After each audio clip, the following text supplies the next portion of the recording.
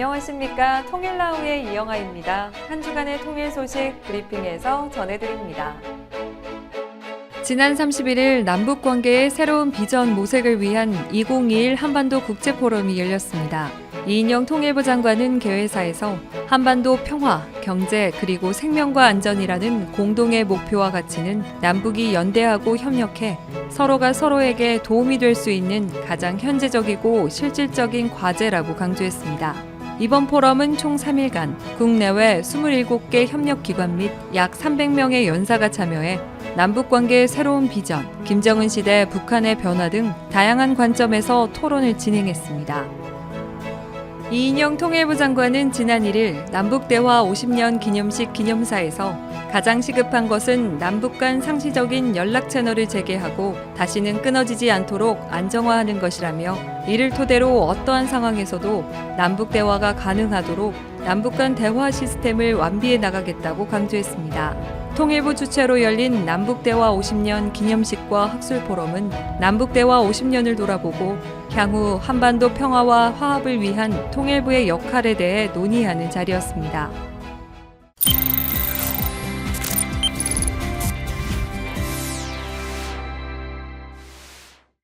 오늘 통수다에서는 시원한 입담을 가진 분을 초대했다고 하는데요. 북한 수중발레 선수 출신 미녀 인어공주와 함께하는 통일 왔수다. 지금 바로 함께하시죠.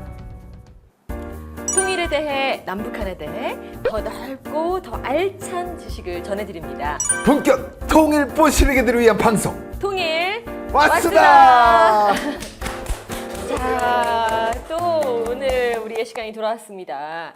자, 오프닝을 아예 함께 해주셨는데 본인 소개를 좀 직접 해주실까요? 네, 안녕하세요. 저는 방송과 개인 유튜브 콘텐츠로 모든 사람들과 소통하면서 지내고 있는 탈북민 유희진입니다.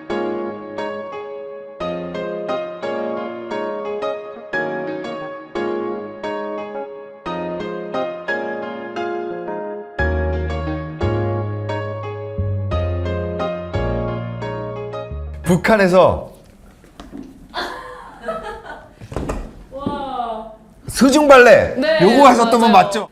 저는 북한에서 수중발레, 한국에서는 아티스틱 스밍이라고 불러지는요, 스포츠 종목 국가대표 선수로 국가대표로? 네, 3년 동안 활동을 했었고요. 근데 대부분 노래에 맞춰서 하는 게 수중발레인데 북한에서는 어떤 노래에 맞췄을지가 궁금하거든요, 사실.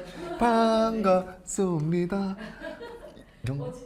어떤 노래에 맞췄을까? 북한은 거의 90%의 음악이 북한에 대한 충성심이나 나라에 대한 그런 가사로 되어 있는 음악을 쓸 수가 있고요. 수중발레에서도? 네, 그래서 뭔가 안무 같은 거 만들 때도 훈모심 이런 거를 포커스를 맞춰서 안무를 해야 해요. 그리고 그 외에 한 10% 정도가 해외 팝송, 오! 명곡 이런 거. 가능해요? 근데 그것도 승인된 것만 쓸 수가 있어요. 그래서 딱 어떤 노래들이라고 지정을 국가에서 해주고 그 외에 유일하게 저희가 좋아했던 음악이 세계의 명작 애니메이션 OST였어요. 좀 저희가 알만한 것도 사용이 됐는지. 그쵸. 수중발레팀이 세 개의 팀이 있는데 예를 들어서 누가 먼저 선곡을 하는가에 따라서 좀 그것도 경쟁이 있거든요. 근데 저희 팀 같은 경우는 타잔 음악을 되게 많이 썼었어요. 네, 뭐 You Will Be My Heart 뭐 이런 음악. 네, 그리고 우리가 이런 노래 선택하면 다른 팀에서 뭐 이집트 왕자라든가 인어공주라든가 이런 걸 선택하고. 사실 수중발레는 제 주위에도 몇 분 하는 분들이 안 계시거든요. 저도 실제로 만나보는 건 처음이에요. 그죠? 그런데 북한에는 오히려 수중발레 하는 게 더 힘들 것 같은데 우리 희진님은 어떻게 하다가 수중발레를 하시게 된 거예요? 저는 원래 부모님들이 두 분 다 음악을 전공하신 분이세요. 그래서 저도 부모님의 뒤를 이어서 어렸을 때는 가야금을 전공을 음악대학을 목표로 해서 전공을 하다가 8살 때부터 운동을 시작하게 됐어요. 그래서 16살 때부터 수중발레 국가대표 선수로 활동을 하게 됐던 거죠. 우와, 평양에서 음악가 집안에서 자랐다는 이야기도 전 처음 들어봤고 그런 건 어떤 생활이었을까 진짜 궁금하거든요. 이거 있잖아요. 옛날에 그 뭐 집 가보면 앤티크한 가구 같은 거 있고 촛불 몇 개 켜 있고 항상 아침인데 스테이크 썰어 먹고 고급진 갈색 의자에 이렇게 돼갖고 아바이 동물 앉으세요. 드라마를 많이 보셨네요. 어떤 의미를 갖고 있나요? 평양에서 음악가 집안이라는 거는. 항상 아빠가 그 나비 넥타이 이런 거 메고 출근하시는 모습? 한국에서는 프리하게 옷을 입잖아요. 근데 북한에서는 음악하는 사람들 항상 양복을 입고 다녀요. 그리고 북한 같은 경우는 음악하는 사람들 좀 다르다 하면은 동네가 따로 있어요. 음악하는 사람들만 사는 동네. 평양 같은데. 그래서 그런 동네에서 살았죠. 아, 그러니까. 근데 어떻게 보면은 어렸을 때 엄마 아빠가 음악하는 모습을 접하고 거기다가 플러스 운동까지가 되면 수중 발레 하기에 매우 적합한 환경이었다. 네, 근데 저희 동네에서는 거의 다 북한은 부모님이 음악하면 자식도 무조건 음악해야 되는 그런 게 있거든요. 그래서 다 음대를 다니는 사람들인데 저 혼자 운동선수였어요. 그래서 뭔가 더 특별해 보이기도 했던 것 같아요. 아, 근데 어쨌든 음악과 관련된 운동선수였으니까. 탈북을 결심하신 이유가 있어요? 북한이 하는 다른 세상은 어떻게 살까? 이런 궁금증들 가지고 있었고 또 해외에 나가서 좀 오랫동안 살아보고 싶다는 그런 꿈이 있었어요. 그래서 유럽에 가는 길을 선택하게 됐죠. 물론 아무나 갈 수 있는 건 아니지만요. 북한 사람으로서 해외에 저는 운이 좋게 그런 기회를 얻을 수 있었습니다. 해외에 나갈 때 정말 온 가족, 온 친구들, 심지어 국가대표 선수들까지 다 막 환호해주고 부러워하고 했었어요. 근데 해외에 나가면 무조건 행복할 줄 알았는데 해외에 나가 보니까 뭔가 자유롭게 살아보고 싶다 이런 생각도 했고 그렇게 어렵게 남한으로 오시게 됐어요. 그러면 가장 먼저 선택한 직업이 뭐였을지가 저는 궁금해요. 그래서 63빌딩 수중쇼 공연도 했어. 뭐 지금 코로나 때문에 잠시 못 하고 있지만요. 계속 하고 있었고 그다음에 제 전공을 살려서 아티스트 스밍을 가르치는 코치 일도 하고 있습니다. 요즘은 공연을 못하지만 혹시 공연하시면서 뭐 재밌었던 에피소드 같은 거 있나요? 너무 많죠. 왜냐면 저희는 친구들이 있잖아요. 상어나 가오리 같은 친구들이 그 아쿠아리움에 있어요. 거기에 들어가는 거예요? 네, 그 친구들이 코를 이렇게 치면은 코막이가 빠지는 거예요. 그래서 저 같은 경우에 막 공연을 한창 웃으면서 이러면서 하고 있는데 코를 쳐서 공연을 못하고 코막이 찾으러, 왜냐면 이걸 찾아서 껴야 연결이 되잖아요. 그래서 막 그거 찾으러 헤매고 있으면 사람들은 다 보고 있잖아요, 그 모습을. 네, 근데 막 재밌다고 웃고, 네. 그럼 공연에서 어떤 동작 같은 거 보여주시는지 한번 보여주세요. 뭐 가벼운 손 동작 여기 잘 오늘 좋네 이거. 아, 그러네. 약간 이게 물이라고 생각하면. 네. 이게 물이라면 물을 잡아서 뭐 이렇게 하트를 그리기도 하고요. 이런 느낌?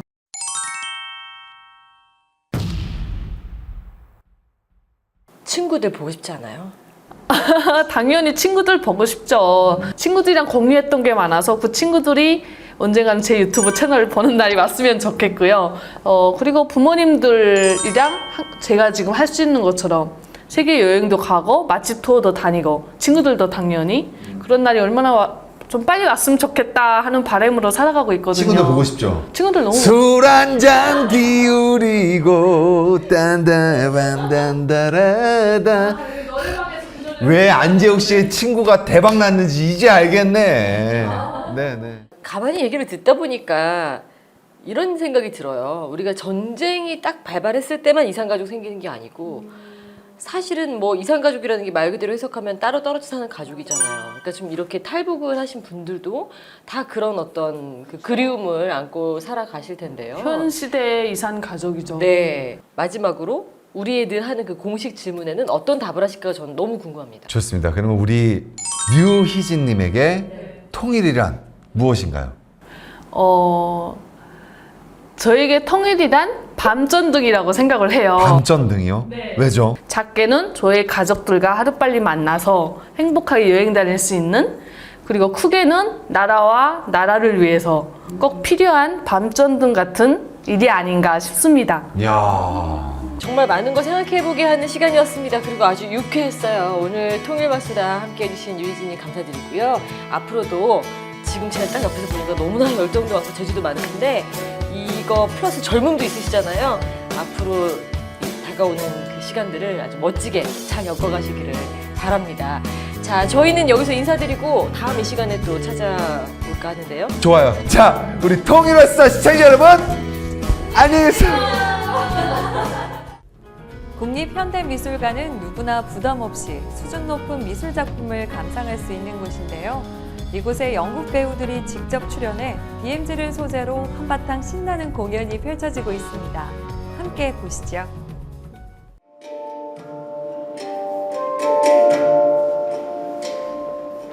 검은 새가 경계의 구분 없이 천천히 걸어가고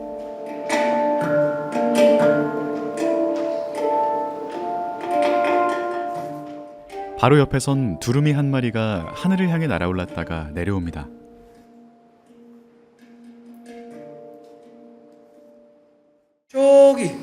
저기 안개가 자욱한 날에 말 한 마리가 등에 포탄을 잔뜩 싣고 산등성 위를 오르락내리락 하더라고. 이곳은 아마 사람은 없고 동물들만 사는 곳인가 봅니다. 전쟁의 긴장과 자연의 고요함이 공존하는 그곳. DMZ 극장 지금 시작합니다.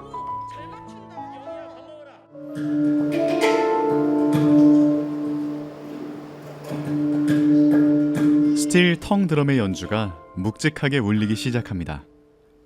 그 소리에 맞추어 춤을 추는 걸까요? 두루미 한 마리가 수려한 춤을 추며 사람들의 시선을 사로잡습니다. 그리고 DMZ 넘어 우리가 갈 수 없는 그곳. 북한에 살고 있는 한 남자가 남한에서 흘러온 페트병을 주우며 이야기는 시작됩니다. 내가 이 유리병을 맨손으로 병살인 줄 알았는데 이게 엄청 가벼운 거야. 플라스틱을 하나씩 모으던 이 남자는 어느 날 예상치 못한 행동을 하게 되는데요. 어떤 일일까요?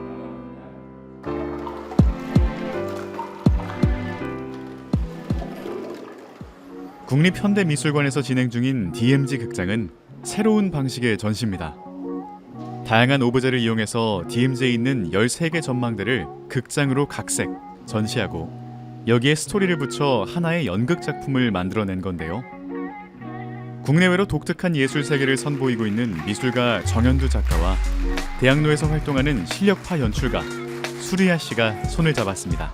처음에 저는 극장이 아닌데 어떡해 막 이러면서 어디로 등장 어디로 퇴장 분장실 어디야 막 이러고 탈의실 어디야 막 이러면서 여기는 미술관이야 괜찮아 다 무대가 아니야 연습실 어디야 막 이러면서 색상이 없어도 돼 공연했던 장소가 고스란히 전시장이 되고 이런 거는 저희들한테 굉장히 새로운 시도였고 새로운 도전이었다고 생각이 들고 쉽지 않은 과정이었지만 그만큼 또 발견한 것들이 많이 있어서 흥분되고 재밌었어요.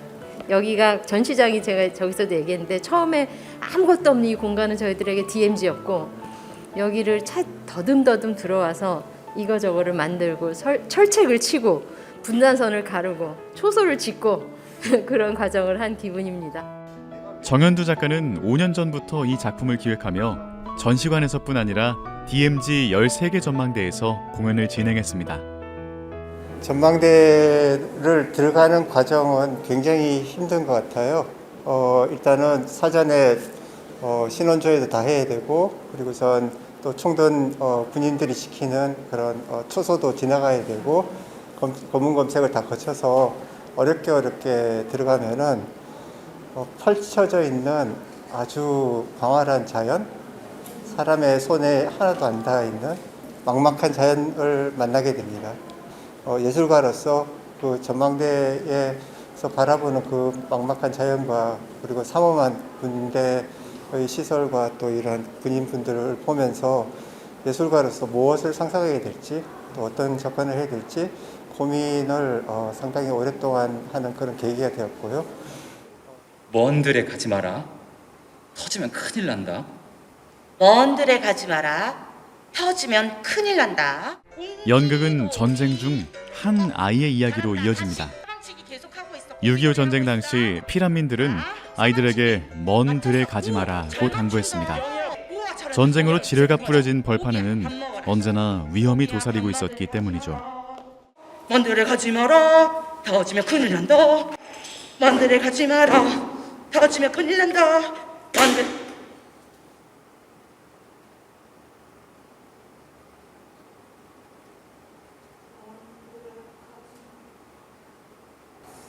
가지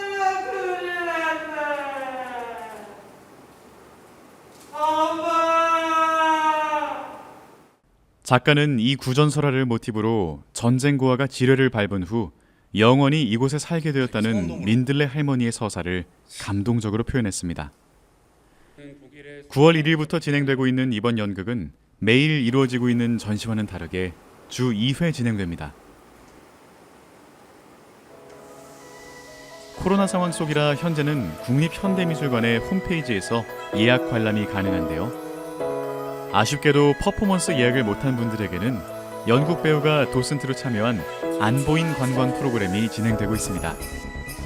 저쪽 끝이 강화고요. 이쪽이 고성이니까 지금 저 혼자만 북쪽에 있고 여러분들은 남쪽에 계신 겁니다. DMZ 13개 전망대에서 떠올린 다양한 이야기는 전시 오브제를 활용해 전달하고 있습니다. 연극은 말합니다.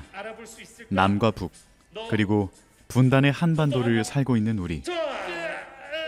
이젠 그 긴 그리움의 세월을 극복하고 만날 순 없는 걸까요? 날 용서해라. 날 용서해라. 건강해라. 건강해라. 울지 말고. 울지 말고.